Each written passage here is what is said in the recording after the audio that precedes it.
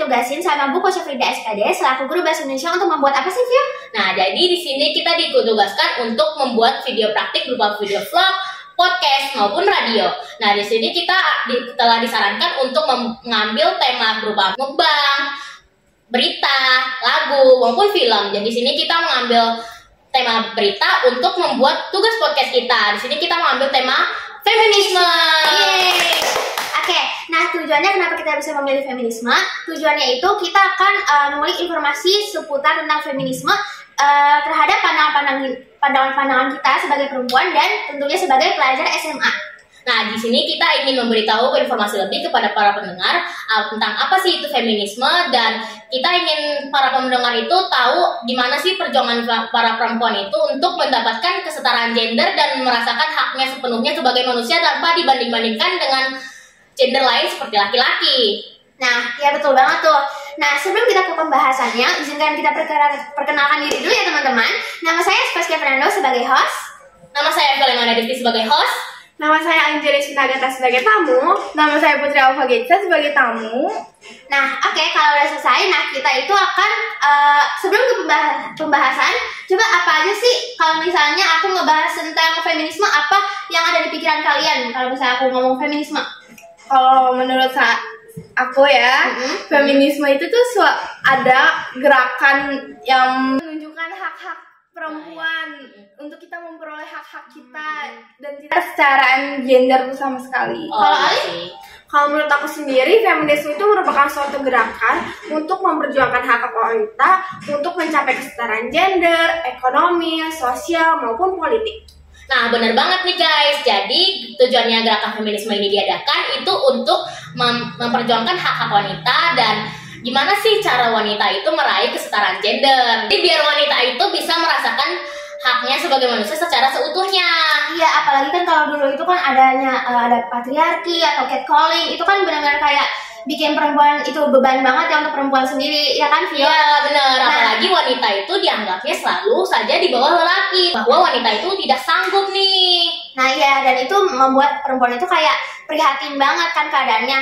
Nah, kalau misalnya aku tanya kalian sendiri, apa sih tantangan kalian sebagai, oh ini karena gue perempuan nih, jadi gue diginiin. Coba dari Ayu dulu deh, gimana? Jadi di SMP aku dulu itu kan ada yang namanya ekstrakurikuler futsal. Yang kita tahu pada umumnya itu ekskul futsal itu biasanya tuh hanya dimainkan oleh anak laki-laki. Iya, namun pada SMP aku dulu itu dibuka ekskul futsal untuk anak perempuan. Namun setiap kali ada jadwal ekskul futsal, aku tuh sering banget denger kayak dari anak-anak angkatan aku atau adik kelas aku atau kakak kelas aku tuh pasti pada bilang kayak anak-anak perempuan yang ikut ekskul futsal itu tuh hanya untuk buat cari perhatian orang-orang, kayak padahal tuh mereka tuh mau ngasah bakat mereka dalam bidang olahraga, tapi malah dianggap sama orang-orang lain tuh Pak itu tuh hanya buat caper. Karena seringkali kita tuh nganggap kayak futsal itu tuh hanya bisa dimainkan oleh anak laki-laki. Padahal futsal itu tuh bisa dimainkan oleh semua gender, baik laki-laki maupun perempuan. Betul banget. Jadi kita di sini juga perempuan itu bisa ya guys, tanpa harus memandang gender untuk memainkan sebuah olahraga nih. Iya, kata siapa cuma buat laki-laki doang kan? Iya kan? Bahwa semua itu bisa, nggak ada yang memandang gender. Benar banget. Kalau dari Alfa sendiri pengalaman itu kayak mana? Jadi aku tuh punya pengalaman. Aku kan kalau sekolah bawa motor. Nah, pas bawa motor itu di sampingnya tuh supir truk, yang kita tahu mulut-mulut supir truk tuh comel-comel kan. Nah, itu tuh sering banget kayak Dek mau kemana, atau kayak kiu gitu. Terus kayak kita risih kan sebagai perempuan, kayak banget sih. Ini ngapain sih yang manusia ini gitu? Kenapa sih harus ada manusia kayak gini gitu? Tapi aku juga pernah, tapi kalau ngomongin supir truk ya, aku juga pernah kayak aku lagi di pinggir jalan, terus lagi beli apa gitu kan, terus kayak ada truk kayak sumpah ini beneran terjadi, kayak menggelikan banget gak sih guys? Serius aku tadinya kayak gitu, cuman waktu kayak mereka udah lewat, aku kayak ngapain dong kayak gitu. Seharusnya aku giniin aja kayaknya pakai memajukan jari tengah harusnya ya. Kenapa kayak mau aku kata-katain udah gitu, tapi kenapa aku senyum, aku bingung kan. Lo kayak Untuk menghargai. iya, Karena umurnya tapi kalau dilihat ini supir truk juga genit banget ya kayak Iya. kayak kita masih belajar loh digitu-gituin. Iya bener banget guys. Kenapa ya? Kalau di kasus aku sendiri, aku pernah suatu hari aku sama teman-teman aku tuh lagi jalan ya di kayak pasar gitu buat membeli kayak kebutuhan sekolah. Nah pas di jalan itu teman aku sama aku tuh kayak di catcall gitu guys, kayak ih cewek bening banget, kenalan dong, minta nomor WhatsApp-nya dong, gitu guys. Kayak geli banget gak sih? Geli, kayak ganggu banget. Ih cewek mulus banget sih kakinya, gitu geli banget gak sih guys? Geli Itu banget. abang. Iya. Di mana? Saja Negara. Waduh. Oh iya itu Buat kalian yang lagi di Jatinegara, buat hati-hati aja. Hati-hati ya. Ya. Terus respon kamu gimana Vio? Respon aku sebenarnya kayak karena aku nggak mau kayak lebih berurusan dengan orang itu, aku sama teman aku tuh kayak langsung aja jalan aja gitu tanpa kayak apaan sih orang gitu aja sih sebenarnya. Ya berarti kamu kayak ignore gitu aja. Iya ignore aja sih. Oke, sebenarnya. untuk pertanyaan selanjutnya apa sih Vio? Nah jadi kita akan membahas tentang pengaruh yang dirasakan sebelum gerakan feminisme itu ada nih. Nah, oke, jadi kita tanya dari Alin ya, coba. Apa sih pengaruh-pengaruhnya sebelum ada dan sudah ada feminisme ini contohnya? Kalau sebelum adanya feminisme itu kan kita sudah tahu kalau dulu tuh perempuan itu tuh tidak dianggap gak berhak untuk sekolah. Yang bisa itu tuh hanya laki-laki. Namun semenjak adanya feminisme, sekarang perempuan itu bahkan bisa menggapai cita-cita yang mereka mau. Iya, benar Mereka banget. bahkan bisa kerja. Bahkan sekarang gaji perempuan aja bisa lebih tinggi daripada laki-laki. Nah benar banget guys. Kadang ada kata orang, buat apa sih perempuan mengejar gelar tinggi-tinggi, ujung-ujungnya juga di dapur. Benar banget kan guys, kayak nah kan kita juga kerja untuk menghidupi diri kita sendiri. Kita kan gak Iya. bergantung pada Kita laki kan sekolah terus. juga biar kayak kasih tahu anak kita, jadi biar mereka juga jadi Sebagai anak contoh. sukses, iya. Sebagai contoh. Dan kita mendapatkan pendidikan juga untuk pekerjaan kita nantinya gitu kan. Kita Iya. kerja untuk menghidupi diri kita. Dan nantinya kita juga bisa ajarkan ke anak kita Iya, ilmu yang iya. kita dapat gitu. Nah, kalau misalnya Aufa itu apa? Mungkin aku ngambil contohnya yang dari Alin aja kali ya, aku lanjutin. Contohnya itu kan ibu kita Kartini, dia kan Iya. Nah, perempuan pertama yang memperjuangkan hak-hak perempuan 21 seperti April. ya, benar banget guys. ya, seperti pendidikan yang tadi Alin udah sampaikan kalau perempuan itu pendidikannya nggak boleh lah ngapain kejar tinggi-tinggi, tapi ibu kita Kartini ini memperjuangkan. Gak dengerin apa kata Iya. orang. Terus akhirnya kita jadi deh kita yang kayak kita bisa sekolah sekarang, Iya. kita punya pendidikan yang Beliau yang mempelopori sekolah untuk perempuan pertama kali guys. Jadi sekarang kita perempuan-perempuan bisa bersekolah nih. Terima kasih ibu kita Kartini. Nah, oke, untuk pertanyaan selanjutnya, apa sih menurut kalian hak-hak sebagai perempuan? Oke, kalau menurut aku sendiri ya, hak-hak perempuan yang paling dasar banget yang harus didapatkan oleh perempuan itu adalah pendidikan. Karena kita akan menjadi guru utama bagi anak anak kita. kita di masa depan.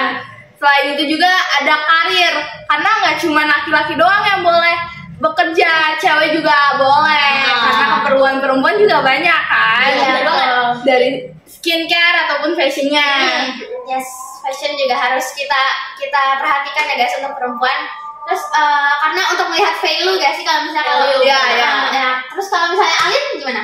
Kalau menurut aku hak yang harus didapatkan perempuan itu ada di mana fase melahirkan. Jadi kalau menurut aku perempuan itu harus mendapatkan yang namanya ada fase di mana dia cuti atau namanya istirahat dari pekerjaannya. Jadi setelah adanya feminisme, perempuan mendapatkan Waktu untuk cuti melahirkan ya. Iya, cuti melahirkan. Oke. Jadi biar kalau misalnya nggak kerja sambil melahirkan itu kan kayak sakit banget kan ya. kayak aduh Kasihan, benar, iya kayak habis melahirkan terus harus kerja lagi kan itu nggak Iya. boleh. Nah yang ada anak bayi ikutan sakit guys karena ASI yang diproduksi itu tidak bagus karena ibunya kelelahan. Iya, betul banget itu. Iya, jadi ASI dari kayak vitaminnya menjadi kayak nggak bagus. Terus ibunya juga banyak pikiran karena kerjaan jadi kayak mengganggu. Nah, ada resiko beban ASI juga. berdarah juga guys. Beban-beban yang didapat oleh perempuan yang cuman perempuan doang itu kayak ya itulah kita kalau misalnya di sakit pekerjaannya, perempuan itu. makanya itulah hak-hak perempuan. Nah, ada lagi nggak kalau Sivio gimana? Nah, aku izin menambahkan ya guys. Nah, menurut aku sendiri, perempuan juga berhak untuk mendapatkan gaji yang setara dengan laki-laki nih guys. Karena di beberapa negara, contohnya Jepang, nah laki-laki dan perempuan itu masih tidak setara nih guys gajinya. Nah, gaji perempuan itu masih di bawah laki-laki karena di Jepang dianggap perempuan itu bisa saja cuti melahirkan ataupun cuti dari pekerjaan-pekerjaan yang merepotkan lainnya karena dianggap kayak perempuan tuh gak efisien nih guys dalam bekerja karena ada cuti-cuti seperti itu. Padahal kalau misalnya walaupun kita ngambil cuti juga, padahal seharusnya kita kayak ini kan kita beban loh ya, seharusnya kita kayak ya kasih lah buat misalnya biar anak-anak bener kita banget. bisa nafkahin lebih banyak lagi. Apalagi 9 bulan kan, Ya, kayak itu bulan kan. mengandung. Kita kan juga nggak mungkin langsung kayak kita kayaknya kita hamil terus kita langsung ambil cuti kan nggak mungkin. Iya, Kita bener. kayak tunggu sampai beberapa bulan dulu baru kita ambil cuti Tunggu kan. gede dulu. Ya, Iya, baru anak kita bisa Sampai susah jalan. bisa jalan dulu lah ya, atau mungkin bisa dititipkan kepada orang terdekat kita dulu gitu kan. Kalau misalnya masih 1 bulan 2 bulan kan anak kita masih butuh ASI ya. Dari ibunya begitu. Bener banget. Oke, untuk pertanyaan selanjutnya itu apa Vio? Nah, jadi di sini kita apa sih harapan-harapan yang diharapkan setelah adanya gerakan feminisme ini ke depannya? Oke, Apa ya? coba dari kalian dulu siapa yang mau ngomong? Nah, apa sih harapan yang kalian harapkan nih dari gerakan feminisme ini ke depannya tuh? Apa yang kalian harapkan? Oke, dari aku dulu deh Kak ya.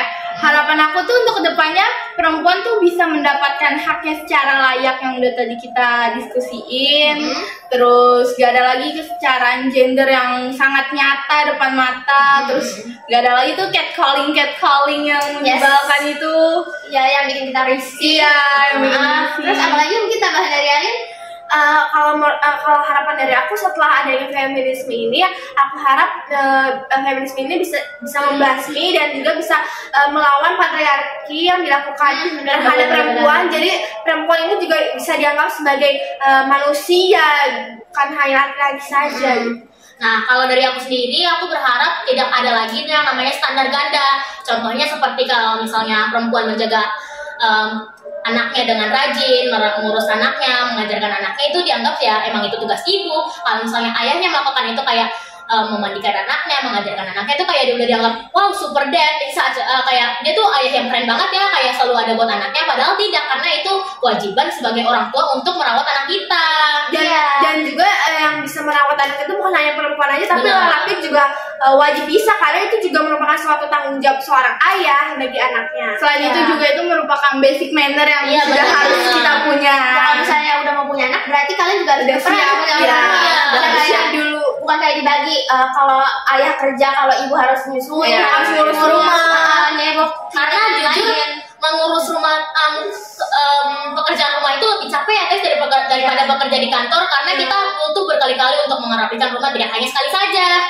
Apalagi kan kalau perempuan itu kan bukan ngurus anak doang, juga dia juga bisa bekerja. Apalagi kalau kayak digabungin jadi satu, itu bisa bikin kayak otak kita harus mood selalu bagus karena kita setiap hari bakal 24 jam ngurus anak gitu-gitu. Apalagi ketika ibunya lagi mau ngurusin pekerjaan, tiba-tiba anaknya rewel nangis, iya, jadi betul. ibunya bingung mau kerjain yang mana dulu, itu juga dapat Bener mengganggu banget. konsentrasi otak. Nah, terkadang ada juga nih ibu yang baby blues karena di satu sisi ibunya capek mental karena mengurus anaknya yang rewel mungkin, dan tapi di satu sisi ayahnya tuh tidak mau membantu. Jadi ibunya tuh kayak, aduh gue capek banget, tapi di satu sisi suami gue nggak mau bantu nih. Banyak banget kejadian kayak gitu sih emang, dan itu benar-benar merugikan kayak perempuan kan. Malahan kalau misalnya kita didiemin aja sama kayak baby blues itu kan kayak tujuannya kayak biar cowok juga kayak suami kita kan berperan juga kayak menenangkan. menenangkan. Iya.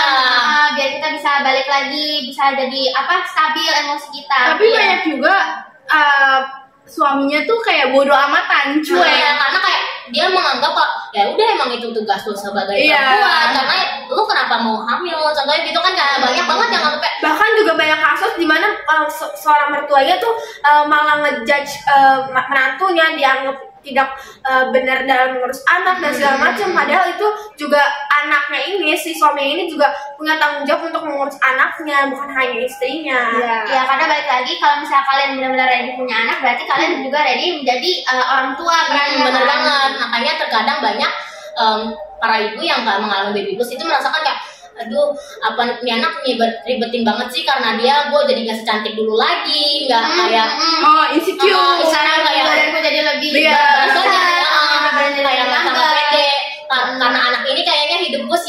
deh. Ini kalau merasa begitu makanya dia stres karena baby blues gitu. Padahal ya, kodratnya perempuan tuh cuma 3, menyusui, melahirkan, sama menstruasi. Selebih itu, betul. ya kita bekerja sama. Iya, bekerja sama. Nah, terus?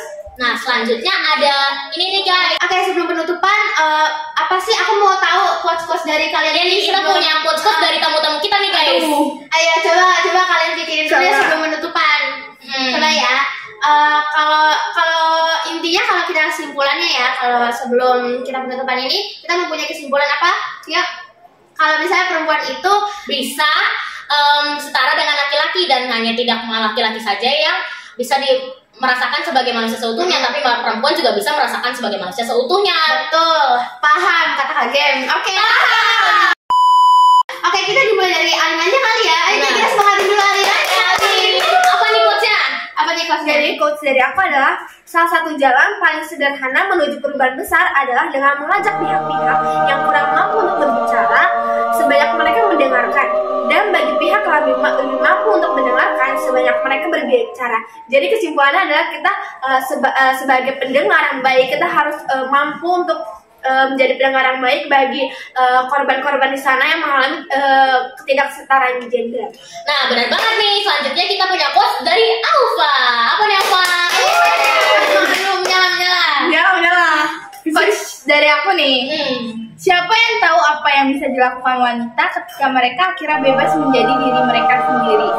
Siapa yang tahu apa yang akan diberikan oleh kecerdasan wanita ketika kecerdasan tersebut dapat dipupuk tanpa mengabaikan cinta? Maknanya dalam banget cuy. Oke. Keren. Oke guys, terima kasih telah mendengar podcast kita kali ini. Waalaikumsalam.